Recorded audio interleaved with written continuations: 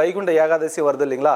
வைகுண்ட ஏகாதசி வந்து பெருமாளுக்காக விரதம் இருந்து நம்ம கடைபிடித்தாலும் பெருமாள் வேறு அல்ல, மகாலட்சுமி வேறு இல்லை. பெருமாளுக்குள்ள வந்துட்டு அந்த இடப்பக்கம் வந்து பெருமாளுக்கு வந்து மார்பில் இருக்கிறவங்க வந்துட்டு மகாலட்சுமி தாயார்.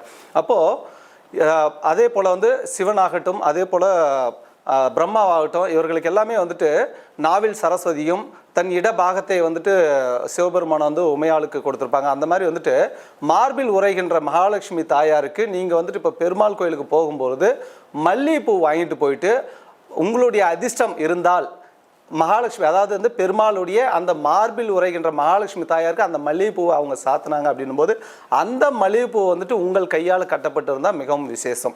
நீங்கள் வந்து முதல் நாளே மல்லிகைப்பூ வாங்கி வீட்டில் வந்து உங்கள் கையால் தொடுத்து அதை கொண்டு போய் கொடுத்தீங்கன்னா அந்த பெருமாளுடைய மார்பில் இருக்கின்ற மகாலட்சுமி தாயாருக்கு அதை வந்து சூடினாங்கன்னா அப்படின்னும் போது 100% இந்த வருஷம் வந்து நீங்கள் மிகப்பெரிய பொருளாதார வகையில் வந்து மிகப்பெரிய வளர்ச்சி அடைவீங்க.